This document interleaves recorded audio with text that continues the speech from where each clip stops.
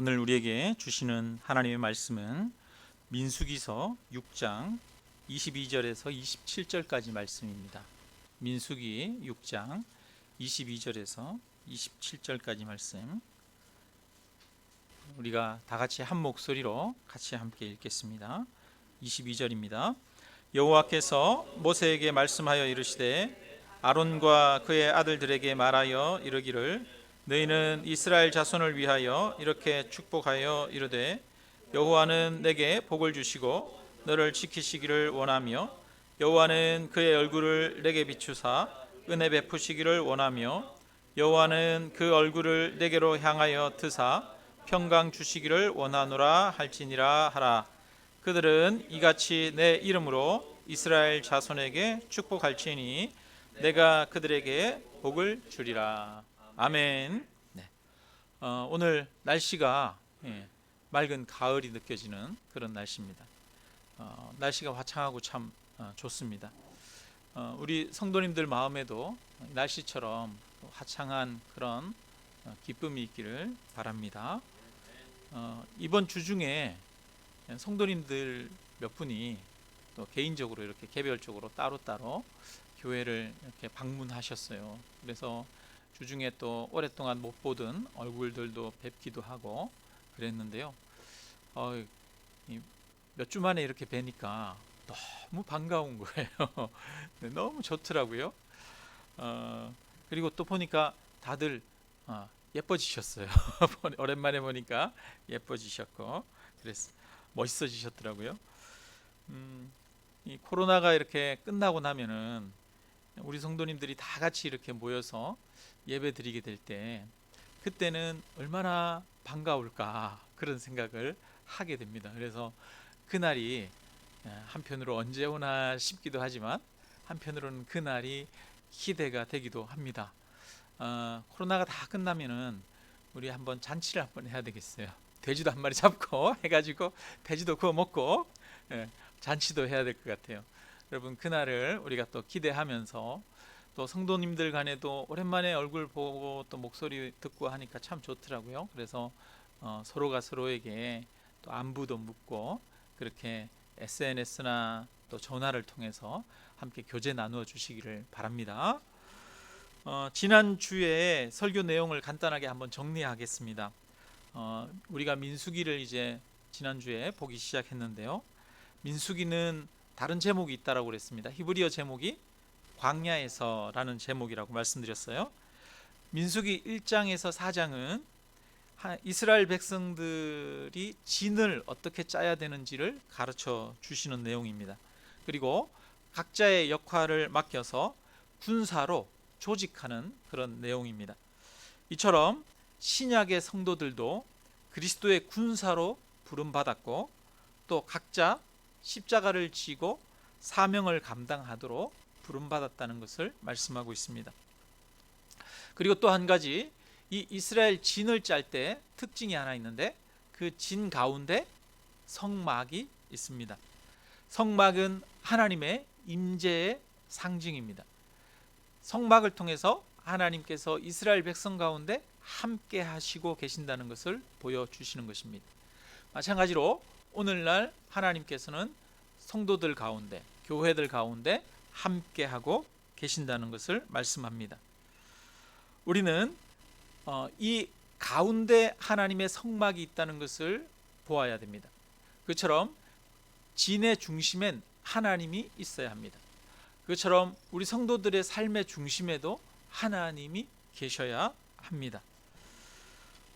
나의 삶의 중심이 누구입니까? 내가 내 삶의 주인이고 중심입니까? 그러면 안 됩니다. 하나님이 우리 삶의 중심이 되어야 합니다. 우리 가정의 중심이 누구입니까?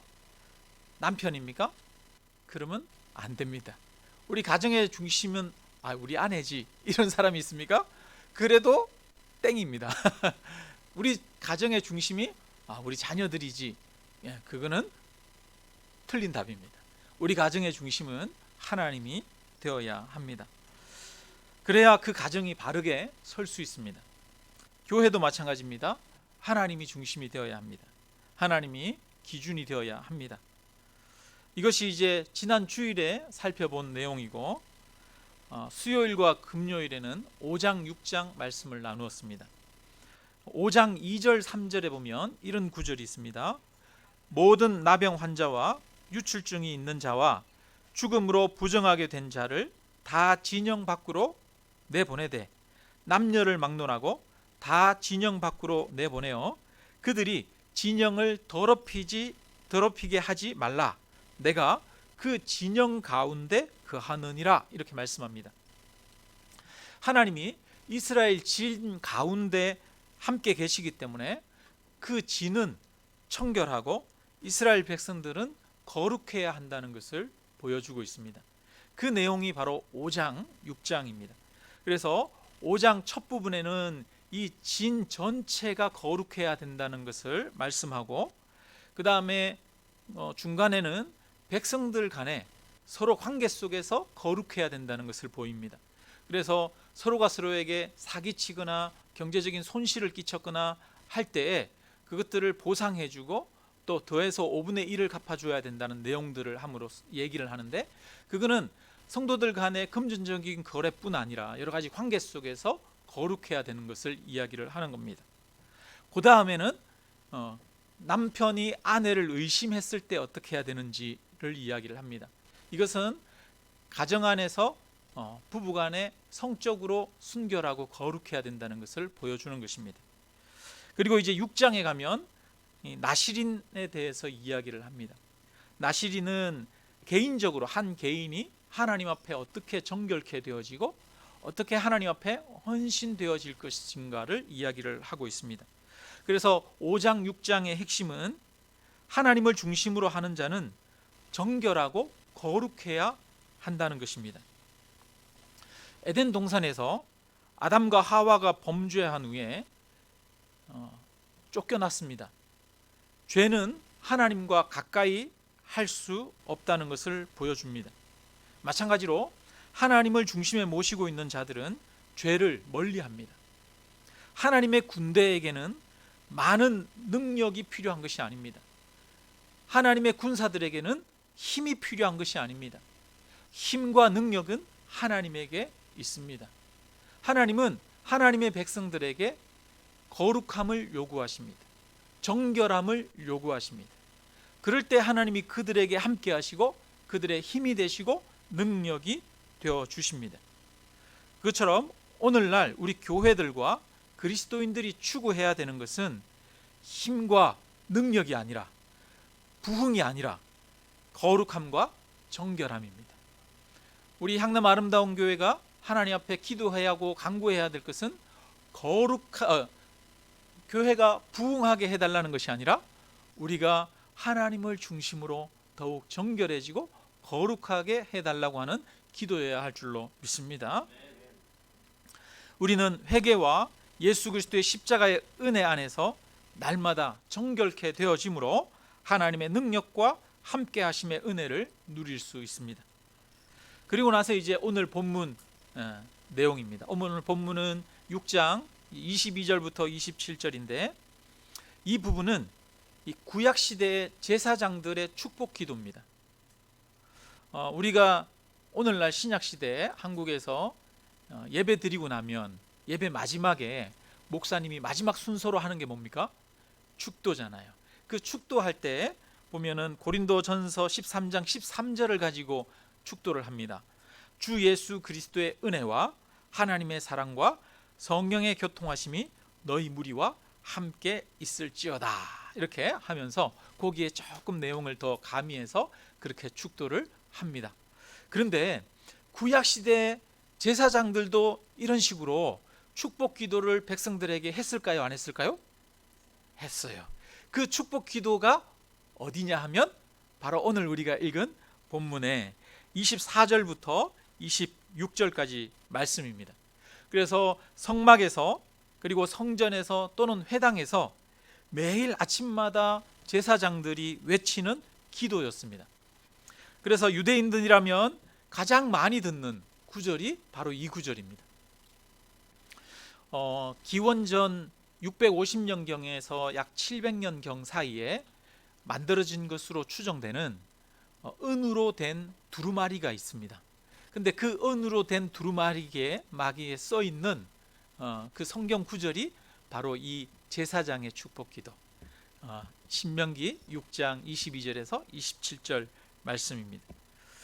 이 사본은 현존하는, 지금 우리가 가지고 있는 사본 중에 가장 오래된 구약의 사본이라고 합니다. 그만큼 이스라엘 백성들이 이 구절을 얼마나 사랑했는지를 알 수가 있습니다. 이 구절은 민수기 1장에서 6장까지의 결론이라고 할 수 있습니다. 그래서 하나님을 모시고 중심으로 삼고 정결하고 헌신되어질 때 하나님이 그들에게 복 주실 것을 이야기하는 것입니다. 그러면 이 24절에서 26절까지 원어에서 보면, 원어는 24절은 우리가 한글로 읽어보면 어떻게 되어 있습니까? 같이 읽습니다. 여호와는 내게 복을 주시고 너를 지키기를 원하시며. 한글에서는 여기가 단어가 많아요. 그런데 원어에서는 이 단어가 세 단어로 되어 있습니다. 그리고 25절, 여호와는 그에게 얼굴을 내게 비추사 은혜 베푸시기를 원하며, 이렇게 되어 있는데 원어에서는 이게 5단어로 되어 있습니다. 그리고 26절, 여호와는 그 얼굴을 내게로 향하여 드사 평강 주시기를 원하노라. 여기는 7, 집사님 잘 맞추셨는데요. 3단어, 5단어, 7단어로 이렇게 되어 있습니다. 이거는 뭐를 보여주느냐 하면, 하나님이 복을 주시는데 그 복이 점점 더 많아지고 더 풍성해진다는 것을 보여주는 것입니다. 우리가 그런 거 있잖아요. 나 너 좋아해. 그러다가 나 너 사랑해. 그러다가 너는 나의 전부야. 막 이러면서 점점 더 강조해가지고 이렇게 확장시켜서 표현하는 거 있잖아요. 사랑해, 사랑해, 사랑해. 막 이렇게 이야기하는 것처럼 하나님이 그 복을 이렇게 점층적으로 더 풍성히 부어주고 계신다는 사실을 보여주고 계십니다. 그래서 하나님의 사랑과 복이 크다, 충만하다, 그리고 완전하다라고 하는 것을 느끼도록 표현되어 있습니다. 한글에서는 우리가 그런 느낌이 잘 안 살잖아요, 그죠? 그런데 원어에서는 그렇게 표현되어 있답니다.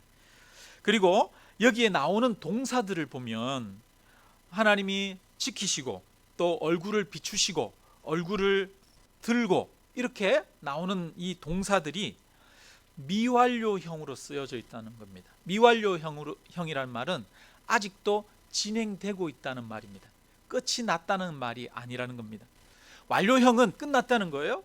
그래서 한번 하나님이 우리에게 복을 주시고 그것으로 끝나는 것이 아니라 하나님이 지금도 그 얼굴을 우리에게 비추고 계신다는 거예요. 하나님이 지금도 우리를 향하여 그 얼굴을 들으셨다는 겁니다. 이 말은 무슨 말이냐면 하나님이 우리를 복 주시는데 그 복이 계속된다. 다른 말로 하면 하나님의 복이 우리에게 항상 주어지고 영원토록 주어지고 있다라고 하는 그런 말씀이라는 겁니다. 이것을 믿으시기를 주님의 이름으로 축원합니다. 하나님은 지금도 그 복을 주고 계시고 앞으로도 영원토록 우리를 복 주시는 분이신 줄로 믿습니다. 근데 이제 우리가 이 말씀을 날마다 제사장들이 축복 기도 형태로 이스라엘 백성들을 향해서 선포했다는 것을 한번 생각해 보아야 합니다. 지금 이스라엘 백성들은 광야 가운데 있습니다. 부족한 것도 많고 필요한 것도 많고 낮에는 뜨겁고 밤에는 춥습니다. 그런데 날마다 제사장은 하나님의 복이 넘치도록 계속해서 충만하게 이스라엘 백성들 가운데 부어지고 있음을 기도하며 선포했습니다. 이스라엘 백성들은 비록 광야 가운데 있지만 제사장의 기도와 선포를 듣고 아멘으로 응답합니다. 그리고 이것을 믿음으로 내가 하나님의 복과 은혜 가운데 있음을 신뢰하고 바라보아야 했습니다. 그리고 27절에 말합니다. 27절 우리 같이 한번 읽어보겠습니다. 그들은 이같이 내 이름으로 이스라엘 자손에게 축복할지니 내가 그들에게 복을 주리라. 아멘.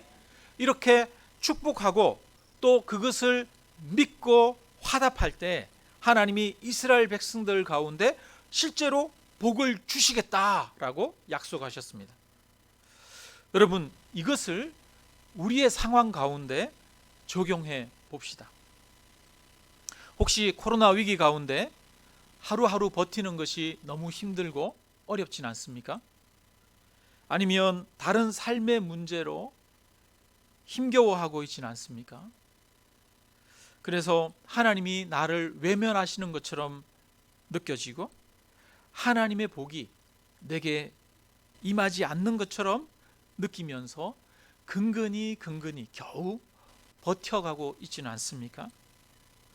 그런데 광야에서 제사장은 이스라엘 백성들에게 날마다 선포하며 기도합니다. 여호와는 내게 복을 주시고 너를 지키시기를 원하며 여호와는 그의 얼굴을 내게 비추사 은혜 베푸시기를 원하며 여호와는 그 얼굴을 내게로 향하여 드사 평강 주시기를 원하노라. 여러분, 아멘입니까? 네, 아멘 한번 해봅시다. 네, 우리 다시 한번 해봅시다. 다시 한번. 여호와는 향남 아름다운 교회 성도들에게 복을 주시고 지키시기를 원하며 여호와는 그의 얼굴을 향남 아름다운 교회 성도들에게 비추사 은혜 베푸시기를 원하며 여호와는 그 얼굴을 우리 성도들을 향하여 드사 평강 주시기를 원하노라. 아멘. 네, 아멘입니다. 네, 이 하나님의 은혜와 사랑의 그 복이, 사랑과 복이 우리에게 넘치도록 충만하게 또한 지금도 앞으로도 영원토록 부어지기를 바랍니다. 아멘. 우리가 이런 고백을 날마다 한다는 거예요. 이스라엘 백성들이 광야에 있으면서 그 어려운 중에서도 광야에서 제사장들이 이 기도를 백성들 앞에서 하고 이 기도를 할 때마다 백성들은 그 앞에서 하나님 앞에 아멘으로 화답하고 선포했다는 것입니다. 우리도 날마다 이것을 되새겨야 할 필요가 있습니다. 하나님이 내게 복을 주시고 하나님이 충만하게 주시고 하나님이 나와 함께 하신다는 사실을 우리는 날마다 되새겨야 할 줄로 믿습니다. 하나님은 우리에게 복을 주시는 분이십니다. 성경에 보니까 하나님이 처음에 사람을 만드시고 나서 자기 형상 곧 하나님의 형상대로 사람을 창조하시되 남자와 여자를 창조하시고 하나님이 그들에게 복을 주시며 하나님이 그들에게 이러시되 말씀하십니다. 하나님이 사람을 만드시고 나서 제일 먼저 하시는 것이 뭐냐면 그들에게 복을 주셨습니다. 하나님이 아브람을 부르시고 너는 너의 고향과 친척과 아버지의 집을 떠나 내가 내게 보여줄 땅으로 가라. 내가 너로 큰 민족을 이루고 내게 복을 주어 내 이름을 창대하게 하리니 너는 복이 될지라 라고 말씀하십니다. 하나님이 아담과 하와를 지으신 이유는 그에게 복을 주기 위해서 지으셨습니다. 하나님이 아브람을 부르신 이유는 그를 복되게 하기 위해서 부르셨습니다. 하나님이 저와 여러분을 하나님의 백성으로 오늘 이 자리에 부르신 것은 저와 여러분에게 복을 주시기 위하심인 줄로 믿습니다. 하나님은 마치 복을 주기 위해서 안달하시는 분인 것 같습니다. 우리 부모님들이 자녀들에게 좋은 것 주기를 원하시잖아요. 맛있는 거 있으면 우리 자녀에게 먹이고 싶어하고 건강에 좋은 거 있으면 우리 자녀들에게 먹이고 싶어 하잖아요. 그래서 자녀가 밥도 안 먹고 막 편식하고 그러면 속상하잖아요. 그래서 맛있는 거 가지고 만들어 가지고 야 먹어 그러면서 입에 갖다 주지 않습니까?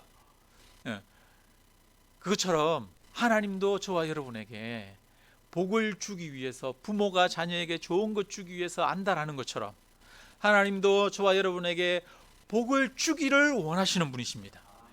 복을 주기 위해서 안달하시는 분이 하나님이십니다.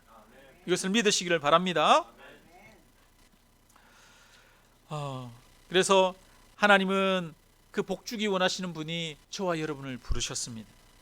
우리를 성도로 부르신 하나님은 동일하게 지금도 우리에게 복주고 계십니다.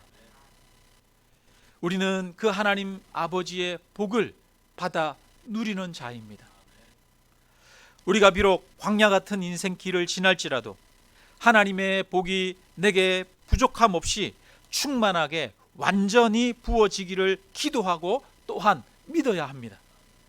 우리가 매일매일 내가 하나님의 복을 받는 자임을 기도하고 선포해야 합니다. 우리가 그렇게 기도하고 믿을 때 하나님은 내가 그들에게 복을 주리라 말씀하셨습니다. 오늘 본문 말씀에서 24절에는 하나님이 복을 주신다고 말하는데 이것은 물질적인 면을 나타내는 것입니다. 우리가 이 땅에서 살아가면서 필요한 것들, 여러 가지 주변의 환경도 필요하고 또 물질적인 것들, 자녀가 잘 되는 것들, 가정 안에 여러 가지 것들이 필요하지 않습니까? 하나님은 그런 필요들을 채워주시는 분이십니다. 하나님은 광야에서 이스라엘 백성들이 먹을 것을 구할 때 그들에게 만나와 메추라기로 먹이셨고 그들의 옷이 해지지 않도록 하셨습니다. 이것처럼 하나님도 우리의 필요를 아시고 채워주실 줄로 믿습니다. 그리고 25절에 얼굴을 비추시고 환하게 웃으신다는 것은 우리를 기뻐하시며 우리의 정신적인 것들, 우리의 심령의 것들을 채워주신다는 것입니다. 그리고 26절에서는 평강 주신다라고 말하는데 이것은 모든 부분에서 넘치도록 평강을 주신다는 것입니다. 정신적인 면에서, 육체적인 면에서, 모든 면에서, 관계적인 면에서 평강을 주신다는 겁니다. 하나님이 주시는 복은 물질적인 것뿐 아니라 정신적이고 영적인 것까지 포함하는 완전한 복입니다. 이런 하나님의 복이 우리에게 영원토록 부어지고 있습니다.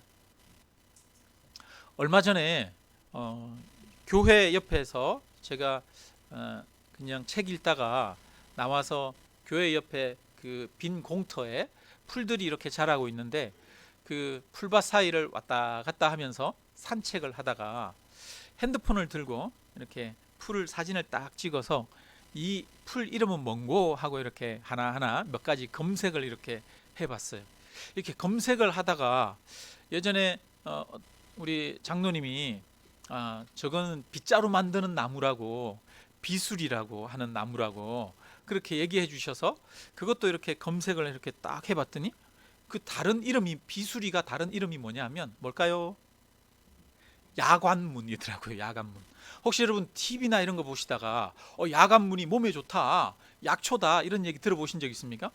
저도 그런 거 본 적이 있거든요. 근데 제가 이 교회 옆에 풀밭에서 왔다 갔다 하다가 핸드폰으로 풀 하나하나 이름이 뭔고 찾아보다가 보니까 거기에 그 유명한 야관문이 있는 거예요. 야관문이 약초가 있는 거예요. 아이고, 그래가지고 또 다른 거 이렇게 검색해 보다 보니까 이것도 약초네? 또 다른 약초가 있더라고요. 저는 그걸 보면서 약초는 저 깊은 산중에 가서 캐는 건 줄 알았는데 약초는 깊은 산중에 캐는 게 아니라 어디에서 캐는 거예요? 교회 옆 마당에서 캐는 거더라 라는 거예요. 약초가 멀리 있는 줄 알았는데 약초가 그렇게 멀리 있는 게 아니라 우리 일상의 주변에 그런 약초들이 있더라는 거예요. 보니까 여러분 그 야관문 필요하신 분은 잘라가시면 됩니다. 제가 예배 후에 어떤 건지 가르쳐 드릴게요. 우리가 여러 가지 주변에 약초가 있는데 그 약초를 모르고 살아가더라는 거예요. 무슨 말씀을 드리려고 하는고 하니 하나님이 주시는 복도 그런 것 아니겠는가 생각하게 됩니다. 하나님은 오늘도 그 얼굴을 우리를 향하여 드시고 우리에게 은혜 베푸시고 사랑을 주시고 복을 주시는데 우리의 눈이 어두워서 그 하나님이 주시는 복과 그 하나님이 주시는 은혜를 깨닫지 못하고 느끼지 못하는 것은 아닌가 다시 한번 생각하게 됩니다. 우리의 욕심에 눈이 멀어서 그 욕심이 하나님의 사랑을 가리고 하나님의 복을 가리고 살아가는 경우가 참 많은 것 같습니다.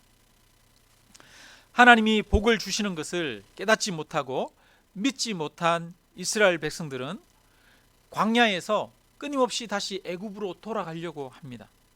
그들은 가나안 땅에 들어가는 것을 두려워했고 결국은 실패했습니다. 하나님이 이스라엘 백성들과 함께 하시고 하나님이 그들에게 복을 주시고 그들에게 충만케 하시고 부족함 없도록 하신다는 사실을 믿지 못한 사람들은 결국 광야에서 실패했습니다. 하나님이 주시는 복을 바라보지 못하는 것은 참으로 불행한 결과를 낳습니다. 비록 광야에 있지만 하나님이 복 주시는 것을 믿고 그것을 바라보는 자들만이 가나안 땅에 들어갑니다. 그렇다면 우리들은 어떻습니까? 오늘 힘들고 어려운 현실 속에서도 하나님의 사랑이 넘치도록 풍성이 내게 부어지고 있음을 믿음으로 바라보고 계십니까? 하나님은 이미 우리를 사랑하시고 우리에게 복을 부어주시고 우리와 함께하고 계신다는 사실을 믿으시기를 주님의 이름으로 축원합니다. 이 믿음이 우리로 하여금 가나안 땅으로 인도할 줄로 믿습니다. 다시 우리 다 같이 한번 24절에서 26절까지 함께 읽겠습니다. 24절에서 26절까지 같이 읽습니다. 여호와는 내게 복을 주시고 너를 지키시기를 원하며 여호와는 그의 얼굴을 내게 비추사 은혜 베푸시기를 원하며 여호와는 그 얼굴을 내게로 향하여 드사 평강 주시기를 원하노라 할지니라 하라. 아멘. 여러분, 우리가 24, 5, 6 세 절을 읽었는데 이 세 절에서 가장 중요한 단어가 뭘까요? 여러분 뭐겠습니까? 가장 강조되는 단어. 그 단어는 바로 여호와라고 하는 단어입니다. 보통 히브리어에서는 이 동사가 주어를 포함하고 있는 경우가 많이 있습니다. 그래서 주어를 이야기하지 않아도 동사만 얘기해도 말이 되는 경우가 많이 있고, 또 이 구절 같은 경우에는 여호와를 한 번만 이야기해도 다 그 뒤에 어떤 의미인지 다 알 수가 있습니다. 그런데 원어에서 보면 이 24, 5, 6절 세 절에 계속해서 여호와는 여호와는 여호와는 이렇게 말하고 있습니다. 이것은 여호와를 강조하는 것입니다. 하나님이 복을 주시는 분이라는 겁니다. 하나님이 복의 근원이라는 것입니다. 복은 하나님으로부터 나오는 것입니다. 하나님을 중심으로 할 때 복이 임합니다. 복은 하나님으로부터 나와야 됩니다. 하나님으로부터 나오지 않는 것은 복이 아닙니다. 많은 사람들이 세상에서 돈을 벌고 성공하고 또 인정받으면 그것을 복이라고 생각합니다. 오래 살면 복이라고 생각합니다. 건강하면 복이라고 생각합니다. 그런데 아무리 직장에서 사업에서 성공하고 돈을 많이 벌고 오래 살고 건강해도 그것이 하나님을 중심으로 해서 하나님으로부터 나오는 것이 아니라면 그것은 복이 아닙니다. 회사에 다니다가 회사를 그만두고 조그마한 사업체를 중소기업을 차린 사람을 만난 적이 있습니다. 그 사람은 이 작은 사업장을 차렸는데 다행히 열심히 노력했고 또 하나님이 복을 주셔서 이렇게 승승장구하면서 회사가 성장하고 자라갔어요. 처음에는 어렵게 시작하면서 교회에 열심히 나가서 하나님 앞에 기도하면서 예배도 드렸습니다. 그러더니 사업이 잘 되니까 회사가 막 점점 커지니까 너무 바빠서 예배 드릴 시간이 없습니다. 그리고 조금씩 교만해지기 시작합니다. 예배 드리는 것보다는 주말이면 접대 골프 나가기 바쁘고 또 술집에 가서 접대하기 바쁜 그런 모습이었습니다. 그런데 그분이 사업이 점점 잘 될수록 그 아내의 마음은 시름이 깊어갑니다. 근심과 걱정과 불행한 마음이 커지는 것을 볼 수 있었습니다. 그리고 결국은 그 가정이 깨어지고 말았습니다. 돈은 있지만 불행한 인생이 되는 것을 보았습니다. 결국 하나님으로부터 멀어져서 그 대가로 얻은 돈은 복이 아니라 저주가 되는 것을 보았습니다. 하나님을 중심으로 살지 않는 사람이 권력을 가지면 무엇하겠습니까? 그 권력으로 자신의 명예를 쌓고 또 더 많은 죄를 짓고 살지 않겠습니까? 하나님을 중심으로 하지 않는 사람이 오래 살고 건강해서 무엇하겠습니까? 자기 만족을 위해서 살아가고 하나님 앞에 심판을 쌓을 뿐입니다. 그런데 혹시 우리는 우리 심령이 하나님을 중심으로 하고 있지 않으면서 풍요와 건강과 출세를 원하고 있지는 않습니까? 많은 사람들이 하나님 없이 세상의 복을 구합니다. 하나님을 중심에 두지는 않으면서 세상의 복을 구합니다. 그래서 심령은 점점 메말라가고 인생은 만족이 없고 세상의 복도 누리지 못하면서 살아갑니다.